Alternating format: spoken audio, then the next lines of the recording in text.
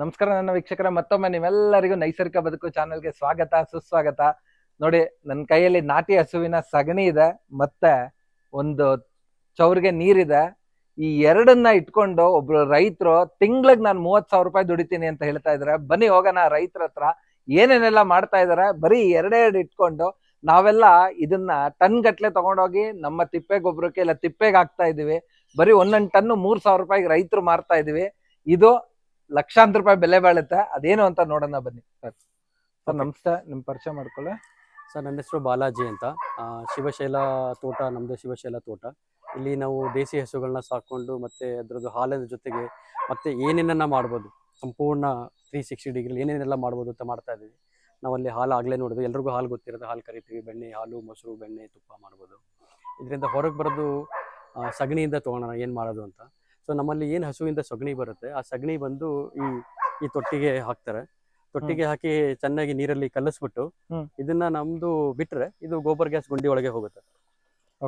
ಈ ಯಾವಾಗಲೇ ನೋಡಿ, ನಾವು ಯಾವುದೇ ತರ ಪರಿಕರಗಳು ನಮ್ಮ ನೈಸರ್ಗಿಕ ಕೃಷಿ ಪರಿಕರಗಳು ಬೇಕು ಅಂತ ಹೇಳಿದ್ರೆ ಹಸಿ ಸಗಣಿನ ಉಪಯೋಗಿಸೋಕ್ಕಾಗಲ್ಲ. ಯಾಕೆಂದ್ರೆ ಹಸಿ ಸಗಣಿಲಿ ತುಂಬಾ ಮೀಥೇನ್ ಇರುತ್ತೆ. ಮೀಥೇನ್ ಕೆಟ್ಟದ್ದಲ್ಲ, ಮೀಥೇನಲ್ಲಿ ನಮಗೆ ಅಡುಗೆ ಮಾಡೋ ಅನಿಲ ಉತ್ಪಾದನೆ ಮಾಡ್ಬೋದು. ಸೊ ನಾವೇನ್ ಮಾಡ್ತೀವಿ, ಆ ಹಸು ಸಗಣಿನ ತಗೊಂಡ್ ಬಂದು, ಯಾಕೆ ಇದು ಹಳೆ ಸಿಸ್ಟಮ್ ಡ್ರಮ್, ಈಗೆಲ್ಲ ಪ್ಲಾಸ್ಟಿಕ್ ಡ್ರಮ್ಗಳು ಬಂದಿರುತ್ತೆ. ಸೊ ಇದ್ರೊಳಗೆ ಒಂದು ನೀರನ್ನು ಬಿಡಿಸಾಕಿ ಏನು ತೊಪ್ಪೆ ಬರುತ್ತೆ, ದಿನಕ್ಕೆ ಒಂದು 30-40 kg ತೊಪ್ಪೆನ ಇದಕ್ಕೆ ಹಾಕ್ತಾರೆ. ಇದರಲ್ಲಿ ಉತ್ಪಾದನೆಯಾಗ ಒಂದು ಗ್ಯಾಸ್ನ ಇಲ್ಲಿ ಒಂದು ಏನು ನಮ್ಮ ಗೋವುಗಳನ್ನ ನೋಡ್ಕೊಳ್ಳೋದಕ್ಕೆ ಒಂದು ಕುಟುಂಬ ಇದೆ, ಆ ಕುಟುಂಬದವರಿಗೆ ಅಡುಗೆಗೆ ಅನಿಲ ರೆಡಿ ಆಗುತ್ತೆ. ಆಗ ತೊಪ್ಪೆ ಎಲ್ಲ ಹೋದ್ಮೇಲೆ ಅಲ್ಲಿ ಕಲೆಕ್ಟ್ ಆಗಿರುವಂತ ಈ ಮೀಥೇನ್ ಹೋಗಿರೋ ಸಗಣಿ ಏನಿದೆ ಅದು ಸ್ವಲ್ಪ ತಣ್ಣಗಾಗಿರುತ್ತೆ. ಇದು ಒಂದು ಒಳ್ಳೆ ಆಹಾರ ನಮ್ಮ ಎರೆಹುಳು ಗೊಬ್ಬರಗಳಿಗೆ. ಸೊ ನಾವೇನ್ ಮಾಡ್ತೀವಿ, ಇದನ್ನ ತಗೊಂಡು ಹೋಗಿ ನಂದು ವರ್ಮಿ ವಾಶ್ದು ಒಂದು ಯೂನಿಟ್ ಇದೆ, ಇಲ್ಲಿ ನೋಡೋಣ. ಸೊ ಇಲ್ಲಿ ಬಂದಿರೋ ಅಂತ ಔಟ್ಪುಟ್ ನ ತಗೊಂಡು ಮೀಥೇನ್ ಹೋಗಿ ಇರುತ್ತೆ, ನಮಗೆ ಗೊತ್ತಾಗುತ್ತೆ. ನಮ್ದು ಸೊಪ್ಪೆ ಹಿಂಗ್ ಕೈಯಲ್ಲಿ ಹಿಡಿದ್ರೆ ಅದು ಬಿಸಿ ಇರುತ್ತೆ. ಇದೆಲ್ಲ ಮೀಥೇನ್ ಎಲ್ಲ ಹೋಗಿ ಮುಟ್ಟಿದ್ಮೇಲೆ ಅಲ್ಲಿ ಸ್ವಲ್ಪ ತಣ್ಣಗೆ ಇರುತ್ತೆ, ನಾರ್ಮಲ್ ಟೆಂಪರೇಚರ್ ಗಿಂತ ಕಮ್ಮಿ ಇರುತ್ತೆ.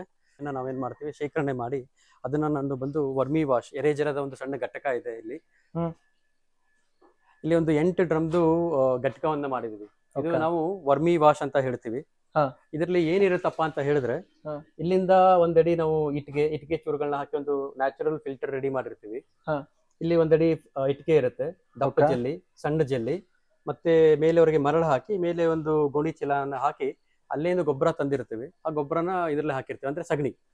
ಮೀಥೇನ್ ಹೋಗಿರೋಂಥ ಸಗಣಿಯನ್ನ ಹಾಕಿ ಇದ್ರೊಳಗೆ ಒಂದು 2-3 kg ಹುಳನ್ನ ಬಿಟ್ಟಿರ್ತೀವಿ. 2-3 kg ಹುಳ ಇರುತ್ತೆ. ಈ ಹುಳದ ಮೇಲ್ಗಡೆ ಒಂದು ಏನ್ ನಿಮ್ಗೆ ಒಂದು ಶೈನಿಂಗ್ ಕಾಣಿಸ್ತಾ ಇರುತ್ತಲ್ಲ, ಇದು ನಮ್ಮ ಎಲ್ಲೂ ನಾವು ನೋಡಿರ್ತೀವಿ. ಯಾವಾಗ ನಮ್ಗೆ ಹೆಚ್ಚು ಬೆವರು ಬಂದಾಗ ಒಂದು ಸಣ್ಣದಾಗಿ ಬಂದಿರುತ್ತಲ್ಲ, ಈ ವರ್ಮಿ ವಾಶ್ ಅನ್ನೋದು ಇದೆ ಕೂಡ. ಇದ್ರ ಮೇಲೆ ನಾವು ನೀರನ್ನ ಹಾಕಿ ಈ ನೀರು ನಿಧಾನವಾಗಿ ಇಳಿದು ಇಲ್ಲಿಗೆ ಬಂದು ನಮ್ಗೆ ಶೇಖರಣೆ ಆಗುತ್ತೆ. ಇಲ್ಲಿ ಕೆಳಗಡೆ ನಮ್ಗೆ ನಿಮ್ ಡಿಕಾಕ್ಷನ್ ತರ ಗೋಲ್ಡನ್ ಬ್ರೌನ್ ಕಾಣ್ತಾ ಇದೆ. ಇದರಲ್ಲಿ ನಮಗೆ ತುಂಬಾ ಒಂದು ಉತ್ತಮವಾದಂತ ಒಂದು ಗಿಡಗಳಿಗೆ, ಕೃಷಿಗೆ ಬೇಕಾಗಿರುವಂತ ಎಲ್ಲಾ ಪದಾರ್ಥಗಳು ಇದರಲ್ಲಿ ಇರುತ್ತೆ. ನಾವು ಇದನ್ನ ವರ್ಮಿ ವಾಶ್ ಅಂತ ಕರಿತೀವಿ. ನಮ್ದು NPK ಕೂಡ ಇದ್ರಲ್ಲಿ ಹೆಚ್ಚಾಗಿರುತ್ತೆ. ಇದು ಜೀವಾಣುಗಳಿಗಿಂತ ಹೆಚ್ಚಾಗಿ NPK ಬದಲಾಗಿ ಇದನ್ನ ಉಪಯೋಗಿಸ್ತೀವಿ. ಮತ್ತೆ ನಾವ್ ಹೇಳ್ದಂಗೆ ನೋಡಿ, ಎಲ್ಲಿಂದ ಹಸು ತಗೊಂಡು ಸಗಣಿ ತಗೊಂಡು ಹೋದ್ವಿ, ಅಲ್ಲಿ ಹಾಕಿದ್ವಿ, ಗ್ಯಾಸ್ ಬಂತು, ಗ್ಯಾಸ್ನು ಈಚೆ ಹಾಕ್ಲಿಲ್ಲ, ಊಟಕ್ಕೆ ಅಡುಗೆಗೆ ಅನಿಲ ಆಯ್ತು. ಆಮೇಲೆ ಅಲ್ಲಿಂದ ಉಳಿದಿದ್ದನ್ನ ತಗೊಂಡು ಬಂದು ನಮ್ಗೆ ಎರೆಹುಳುಗಳಿಗೆ ಊಟ ಕೊಟ್ವಿ. ಅದರಿಂದ ಮತ್ತೆ ಇಲ್ಲಿ ದಿನಕ್ಕೆ ಅಲ್ಲಿ ನೋಡ್ದಂಗೆ ನೀವು ಇಲ್ಲಿಗೆ ದಿನಕ್ಕೆ ಒಂದು 5 ಲೀಟರ್ ನೀರು ಹಾಕ್ತಿವಿ. ನೀರನ್ನು ಒಟ್ಟಿಗೆ ಬಿಡಲ್ಲ, ನಿಧಾನಕ್ಕೆ ಹಿಂಗೆ ಒಂದೊಂದು ತೊಟ್ಟು ತೊಡ್ತಾ ಇರುತ್ತೆ. ನಿಧಾನಕ್ಕೆ ಎಲ್ಲ ನಿಧಾನಕ್ಕೆ ಒಂದೊಂದು ತೊಟ್ಟು ಇಕ್ಕತ್ತೆ. ಇದರಲ್ಲಿ ಎಷ್ಟು ಲೀಟರ್ ನೀರು ಹಿಡಿಯುತ್ತೆ? ಇದು ಒಂದು 4-5 ಲೀಟರ್ ನೀರು. 4-5 ಲೀಟರ್ ನೀರು. ಸೊ ಇದು ಬಂದಿದ್ದು ಇಲ್ಲೂ ಹಂಗೇನೆ, ಇದನ್ನೆಲ್ಲ ಹಿಡಿದು ಹುಳನೆಲ್ಲ ದಾಟಿ ಇಲ್ಲಿ ಬಂದು ಇಲ್ಲೂ ಕೂಡ ನಮ್ಗೆ ಒಂದೊಂದು ತೊಟ್ಟದಾಗಿ ನೀರು ಸೇರ್ತಾ ಇರುತ್ತೆ. ಸೊ ಇದೆಲ್ಲಾನು ಪೂರ್ತಿ ಎರೆಜಲ? ಇದೆಲ್ಲ ಪೂರ್ತಿ ಎರೆಜಲ ನಮಗೆ. ಒಂದು ತುಂಬಕ್ಕೆ ಎಷ್ಟು ದಿನ ಬೇಕಾಗುತ್ತೆ ಸರ್? ಒಂದು ದಿನ ಇದೆಲ್ಲ ಖಾಲಿ ಆಗುತ್ತೆ, ಮತ್ತೆ ಅಲ್ಲೇ ಬರ್ತಾ ಇರುತ್ತೆ. ಪುನಃ ಮಾರನೇ ದಿನ ಬಂದು ನೀರು ತುಂಬಿಸ್ತಾರೆ, ಹಂಗೆ ಖಾಲಿ ಆಗ್ತಾ ಇರುತ್ತೆ. ದಿನಕ್ಕೆ ನಮಗೆ 1-3 ಲೀಟರ್ ಅಂತ ಅನ್ಕೊಂಡ್ರು ನನಗೆ 4-4.5 ಲೀಟರ್ ನಮಗೆ ಸಿಗಬೇಕು. ನಾನು 3 ಲೀಟರ್ ಅಂತ ನಮ್ಮ ಹತ್ರ 8 ಡ್ರಮ್ ಇದೆ. 8 ಮೂರ್ಲಿ ಒಂದು 24-25 ಲೀಟ್ರು ದಿನಕ್ಕೆ. ತಿಂಗಳಿಗೆ ನನಗೆ ಹೆಚ್ಚು ಕಮ್ಮಿ ಒಂದು 700-800 ಲೀಟರ್ ಎರೆಜಲ ನಮಗೆ ಸಿಗ್ತಾ ಇದೆ ಆರಾಮಾಗಿ. ಈ ಎರೆಜಲ ನೀವು ಅಮೆಜಾನ್ ಅಥವಾ ಗೂಗಲ್ ಅಲ್ಲಿ ಹುಡುಕಬಹುದು, ಲೀಟರ್ಗೆ 100-120 ರೂಪಾಯಿವರೆಗೂ ಮಾರ್ತಾ ಇದ್ದಾರೆ. ನಾನು ನಮ್ಮ ರೈತರಿಗೆ ಇಲ್ಲಿ ಸುತ್ತಮುತ್ತ ಯಾರೇ ಎರೆಜಲ ಮಾಡಿದ್ರೆ ನನ್ನಷ್ಟು ಕಮ್ಮಿಗೆ ಯಾರು ಕೊಡ್ತಾ ಇಲ್ಲ. 30 ರೂಪಾಯಿ ಲೀಟರ್ಗೆ ನಾನು ಎರೆಜಲನ ಕೊಡ್ತಾ ಇದ್ದೀವಿ. 30 ರೂಪಾಯಿ ಲೀಟರ್ಗೆ. ಕಾರಣ ಇಷ್ಟೇ, ನಾವು ಮೊದಲು ಹೇಳಿದಂಗೆ ನಮ್ಮ ಮೂಲ ಉದ್ದೇಶ ಹೆಚ್ಚು ಜನ ನೈಸರ್ಗಿಕ ಕೃಷಿಗೆ ಬರಬೇಕು. ಹ್ಮ್. ನೈಸರ್ಗಿಕ ಕೃಷಿಯ ಪರಿಕರಗಳ ವೆಚ್ಚನ ನೋಡ್ಕೊಂಡು ವಾಪಸ್ ಹೋಗ್ಬಾರ್ದು ಅನ್ನೋ ಒಂದೇ ಕಾರಣದಕ್ಕೆ ನಾವು ಮಾಡ್ತಾ ಇದೀವಿ. ಹ್ಮ್. ಜನಗಳಿಗೆ ಹೇಳ್ತೀವಿ, 30 ರೂಪಾಯಿ ಜಾಸ್ತಿ ಆಯ್ತಪ್ಪ ಅಂದ್ರೆ ನೀನೇ ಮಾಡ್ಕೋ, ಇದನ್ನ ನಿಮ್ಗೆ ಏನ್ ಬೇಕೋ ನಾನು ಹೇಳ್ಕೊಡ್ತೀನಿ. ನಿಮಗೆ ದಿನಕ್ಕೆ 20 ಲೀಟರ್, ದಿನಕ್ಕೆ ಒಂದು 5 ಲೀಟರ್, 100-150 ಲೀಟರ್ ಎರೆಜಲ ತಿಂಗಳಿಗೆ ನಾವು ಅವಶ್ಯಕತೆ ಇತ್ತು ಅಂದ್ರೆ ಒಂದು ಡ್ರಿಮ್ಮಲ್ಲಿ ಮಾಡ್ಕೊಳ್ಳಿ ಅಂತ Okay. ಹೇಳ್ತೀವಿ. ಇದ್ರಲ್ಲಿ ಇಷ್ಟು ಮಾತ್ರ ಅಲ್ಲ ನೋಡಿ, ಇದಕ್ಕೆ ಊಟ ಕೊಟ್ಟಿದ್ವಿ. ಅದು ಊಟ ತಿಂದಾದ್ಮೇಲೆ ಇದರಲ್ಲಿ ಸಿಗಂತ ನನ್ನ ಗೊಬ್ಬರ ಏನಿದೆ ಅದರದ್ದು ಗುಣಮಟ್ಟವನ್ನು ತೋರಿಸ್ತೀವಿ.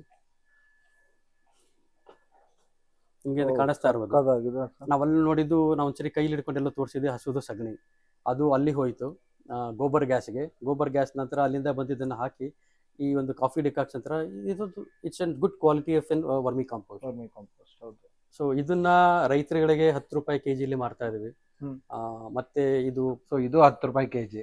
ಇದು 10 ರೂಪಾಯಿ ಕೆಜಿಗೆ ನಾವು ಇಲ್ಲಿ ಮಾರ್ತಾ ಇದೀವಿ. ಹಾಗೆ ಈ 8 ಡ್ರಮ್ ಇಂದ ಒಂದ್ ತಿಂಗಳಿಗೆ ಎಷ್ಟು ಕೆಜಿ ಗೊಬ್ಬರ ಬರುತ್ತೆ? ಬರೀ 8 ಡ್ರಮ್ ಇಂದ? ಸರಿ, ಹುಳ ಎಷ್ಟು ಒಂದು 2 ಕೆಜಿ ದಿನ ಒಂದೊಂದು ಕೆಜಿ ಹಾಕ್ತಿವಿ ಅಂತ ಹೇಳಿದ್ರೆ ಹಾ. ದಿನಕ್ಕೆ 8 ಕೆಜಿ, 8 ಕೆಜಿ, 8 24 ಒಂದು 200-250 ಕೆಜಿ ಬಂದಿರುತ್ತೆ ನಮಗೆ ಒಂದ್ ದಿನಕ್ಕೆ. ಒಂದ್ ದಿನಕ್ಕಲ್ಲ, ತಿಂಗ್ಳಿಗೆ? ತಿಂಗಳಿಗೆ ಒಂದು ತಿಂಗಳಿಗೆ 250 ಕೆಜಿ ಬಂದಿರುತ್ತೆ. ಓಕೆ. ನಾನು 10 ರೂಪಾಯಿ ಕಮ್ಮಿಯಲ್ಲಿ ಕೊಡ್ತಾ ಇದ್ದೀವಿ.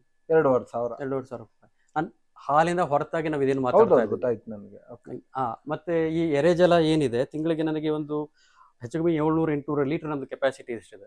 ಓಕೆ. 30 ರೂಪಾಯಿಗೆ ನಾನು ಮಾರ್ತಾ ಇದ್ದೀನಿ ಅಂತ ಹೇಳಿದ್ರೆ 700 × 30 ರೂಪಾಯಿ ನಮ್ಮ ಆದಾಯ. ಹೌದು. ಹತ್ರ ಆಯ್ತು ಸರ್, ಎಲ್ಲ ಒಂದು 30,000 ರೂಪಾಯಿ ಆರಾಮಾಗಿ.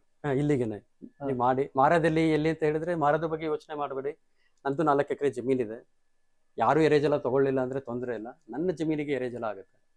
ಈ ಎರೆಜಲನ ಮೂಲವಾಗಿ ಇಟ್ಕೊಂಡು ನಾವು ಬೇರೆ ಬೇರೆ ಪರಿಕರಗಳನ್ನ ಮಾಡ್ತಾ ಇದೀವಿ. ನಾವು ಅದನ್ನ ಮುಂದಿನ ಇದರಲ್ಲಿ ತೋರಿಸ್ತಾ ಇದೀವಿ. ತುಂಬಾನೇ ಥ್ಯಾಂಕ್ ಯು ಸರ್. ಇಷ್ಟೆಲ್ಲ ಇದು ನಾನು 30,000 ಏನ್ ಹೇಳ್ತಾರೆ ಕಮ್ಮಿಗೆ ಮಾರಿದಾಗ. ಓಕೆ, ಅದು ನೀವು ಕಮ್ಮಿಗೆ ಕೊಡ್ತಾ ಇದ್ರ? 50 ರೂಪಾಯಿಗೆ ಮಾರೋರು ತುಂಬಾ ಜನ ಇದ್ದಾರೆ. ಓಕೆ. ನೀವು KVK ತಗೊಂಡ್ರು ಅಲ್ಲೂ 35-40 ರೂಪಾಯಿವರೆಗೆ KVK ಸರ್ಕಾರದಿಂದನೂ ಮಾಡ್ತಾ ಇದ್ದಾರೆ. ನಾನು ನಮ್ಮ ನೈಸರ್ಗಿಕ ಕೃಷಿನ ಅವಲಂಬಿಸಿರೋ ರೈತರಿಗೆ 30 ರೂಪಾಯಿ ಲೀಟರ್ಗೆ ನಾನು ಕೊಡ್ತಾ ಇದ್ದೀನಿ. ಇದನ್ನ ಎನ್ಹಾನ್ಸ್ ಮಾಡೋಕೆ ಕೂಡ ನಾನು KVK ಇಂದ ಸಪೋರ್ಟ್, ಅವರ ಗೈಡೆನ್ಸ್ ಇಂದ ಇದನ್ನ ಎನ್ಹಾನ್ಸ್ ಮಾಡೋದು ಅಂತ ಹೇಳ್ತೇವೆ. ಎನ್ಹಾನ್ಸ್ ಮಾಡೋದು ಹೆಂಗೆ ಅಂತ ಹೇಳಿದ್ರೆ, ಎಷ್ಟೊಂದು ನಮ್ಮ ಹತ್ರ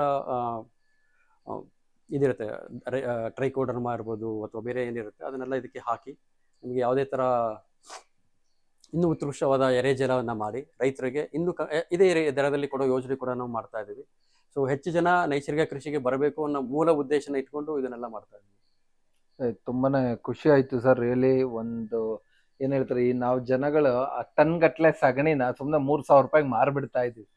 ಹಸುವಿನ ಸಗಣಿನ ಒಂದ್ ಟ್ರ್ಯಾಕ್ಟರ್ 3,000 ರೂಪಾಯಿಗೆ ಮಾಡ್ಬಿಡ್ತೀವಿ.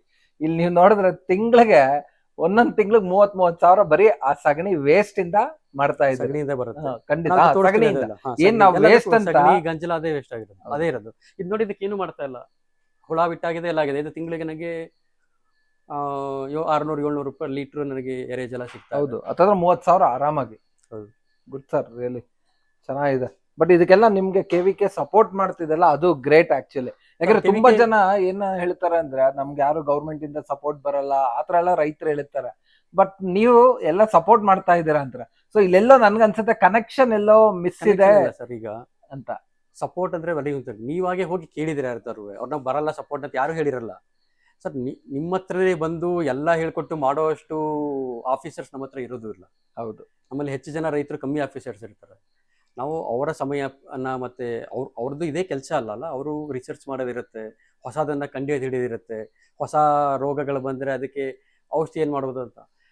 ಒಂದು ನೀವು KVK ವಿಜ್ಞಾನ ಕೇಂದ್ರದ ಒಳಗಡೆ ಹೋದ್ರೆ ಅವ್ರು ಮಾಡೋಂಥ ರಿಸರ್ಚ್ಗಳ ಬಗ್ಗೆ ನಿಮ್ಗೆ ಹೋಗುತ್ತೆ. ಎಲ್ಲರೂ PhD ಬರೋ ಡಾಕ್ಟರ್ಗಳಲ್ಲಿರೋದು. ಹೌದು, ನಮ್ಮ ರೈತಗಿಂತ ಹೆಚ್ಚು ತಿಳ್ಕೊಂಡಿರ್ತಾರೆ. ನಾವು ಅವ್ರನ್ನ ಸಂಪರ್ಕಿಸ್ಬೇಕು, ಮಾತಾಡಬೇಕು, ನಮ್ಮ ಕಷ್ಟಗಳನ್ನ ಹೇಳ್ಕೋಬೇಕು. ಅವರು ಹೇಳೋ ಗೈಡೆನ್ಸ್ನ ನಾವು ಮಾಡಿದ್ರೆ ಖಂಡಿತ ನಾವು ಕೃಷಿಯಲ್ಲಿ ಒಂದು ಹೆಜ್ಜೆ ಮುಂದೂಡಬಹುದು. ಹೌದು, thank you so much sir. ಇಷ್ಟೆಲ್ಲ ಟೈಮ್ ಕೊಟ್ಟೆ ಇದ್ರ ಬಗ್ಗೆ ಡೀಟೇಲ್ ಆಗಿ ತಿಳಿಸ್ಕೊಟ್ಟಿದ್ದಕ್ಕೆ ಧನ್ಯವಾದಗಳು. ನೋಡಿದ್ರಲ್ಲ ವೀಕ್ಷಕರ, ಯಾವ ತರ ಒಂದ್ ಸಗಣಿ ನೀರು ಎರೆಹುಳುಗಳು ಸೇರಿ ಹೇಗೆ ಎರೆ ಜಲ ಆಯ್ತು ಅಂತ ನೋಡಿ. ಹೇಗಿದೆ ಗೋಲ್ಡನ್ ಲಿಕ್ವಿಡ್. ನಮ್ಮ ಸಾವಯವ ಕೃಷಿಯ ಗೋಲ್ಡನ್ ವಾಟರ್ ಅಂತ ಹೇಳಕ್ ಇಷ್ಟಪಡ್ತೀನಿ ನಾನು. ಇದನ್ನ ಎಲ್ಲಾ ಕಡೆ 100 ರೂಪಾಯಿ 70 ರೂಪಾಯಿಗೆ ಕೊಡ್ತಾ ಇದಾರೆ ನೋಡಿ. ಇಲ್ಲಿ ಈ ರೈತರು ನನ್ನಿಂದ ಇನ್ನೊಂದಷ್ಟು ಜನ ರೈತರಿಗೆ ಹೆಲ್ಪ್ ಆಗ್ಲಿ ಅಂತ ಕೇವಲ 30 ರೂಪಾಯಿಗೆ 1 ಲೀಟರ್ ಕೊಡ್ತಾ ಇದಾರೆ. ನಿಮ್ಗೆ ಯಾರಿಗೆ ಬೇಕಿದ್ರು ಇವ್ರನ್ನ ಕಾಂಟ್ಯಾಕ್ಟ್ ಮಾಡಿ. ಇವರ ಕಾಂಟ್ಯಾಕ್ಟ್ ನಂಬರ್ ಡಿಸ್ಕ್ರಿಪ್ಷನ್ ಬಾಕ್ಸ್ ಅಲ್ಲಿ ಇರುತ್ತೆ, ಇಲ್ಲಿ ಕೆಳಗಡೆ ಕೂಡ ಬರ್ತಾ ಇರುತ್ತೆ. ಸೊ ಇವ್ರನ್ನ ಕಾಂಟ್ಯಾಕ್ಟ್ ಮಾಡಿ ಅಂತ ಹೇಳ್ತಾ ಈ ವಿಡಿಯೋ ಮುಗಿಸ್ತಾ ಇದ್ದೀನಿ. ಮತ್ತೆ ನೀವುಗಳು ಕೂಡ ಇದೇ ತರ ಒಂದಷ್ಟು ಮೌಲ್ಯವರ್ಧನೆಯನ್ನ ಮಾಡಿ ನಮ್ಮ ರೈತರು ಕೂಡ ಆರ್ಥಿಕವಾಗಿ ತುಂಬಾನೇ ಸ್ಟ್ರಾಂಗ್ ಆಗ್ಬೇಕು. ಸೊ ಈ ತರ ಎಲ್ಲ ಮಾಡಿದ್ರೇನೆ ನಾವು ಕೂಡ ಆರ್ಥಿಕವಾಗಿ ಸ್ಟ್ರಾಂಗ್ ಆಗೋದು. ಇಷ್ಟು ಹೇಳ್ತಾ ವಿಡಿಯೋ ಮುಗಿಸ್ತೇನೆ. ಮತ್ತೊಮ್ಮೆ ನಿಮ್ಮೆಲ್ಲರಿಗೂ ನೈಸರ್ಗಿಕ ಬದುಕು ಚಾನಲ್ ಇಂದ ಹೃದಯಪೂರ್ವಕ ವಂದನೆಗಳು, ಧನ್ಯವಾದಗಳು, ಶುಭ ದಿನ.